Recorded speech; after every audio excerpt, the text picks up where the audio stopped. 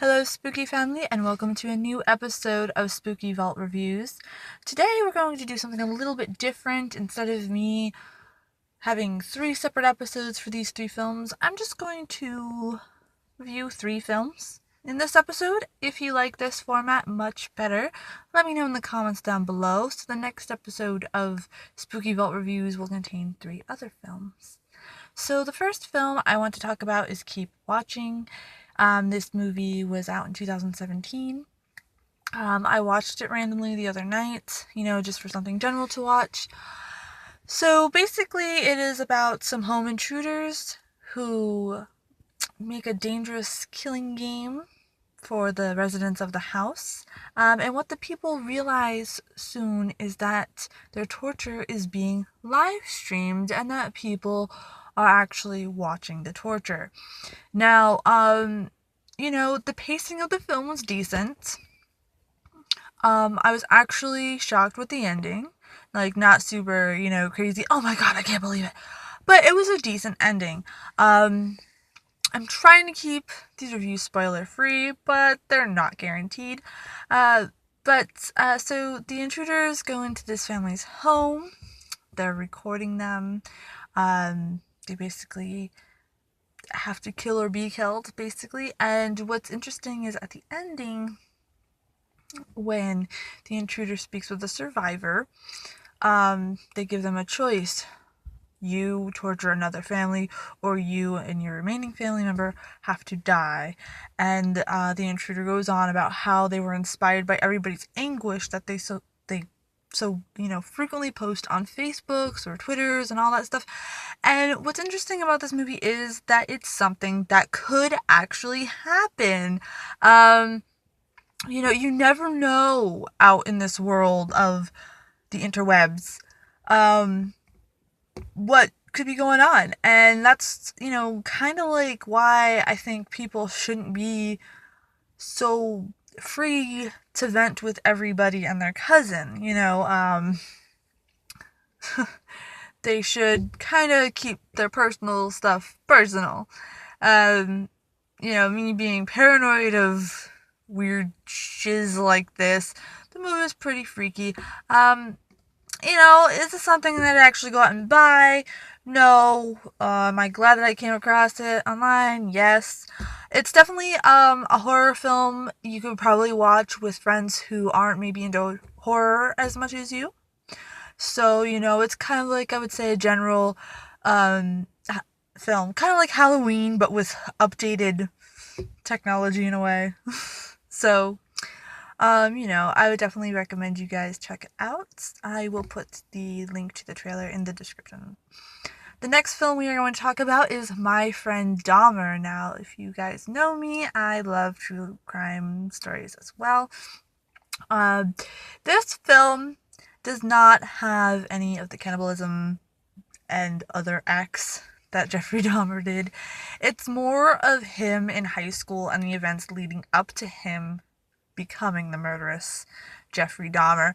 It's definitely a film I think that just should have been interviews, maybe with family, friends, teachers, stuff like that.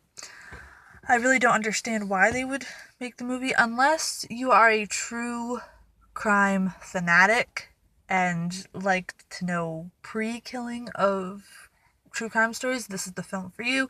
Is it for somebody who just likes general knowledge stuff? No, definitely not. I do give the acting 100%. It was a fantastic job. The actors and actresses were awesome, wonderful, made it believable for the time period, of course. That's something I always look at. So definitely that gets 100%. But as far as recommending it to people, only if you are a hardcore true crime fan, and would like to learn more about him leading up to him becoming the serial killer Jeffrey Dahmer. Our next film was on my list of 70s B movies, and it is called Last House on the Left. Honestly, I didn't realize that there was a remake to this until I rewatched this film, so stay tuned to my channel for an episode of Original versus Remake. I will be doing Last House on the Left. I honestly think this is one of Wes Craven's creepier films, mainly because it has that realisticness to it. And back then, in that time period, crimes like that really weren't heard of like they are today. Like, it's basically, unfortunately to say, the norm to have some sort of brutal crime going on. Back then, that wasn't the case. It was really shocking.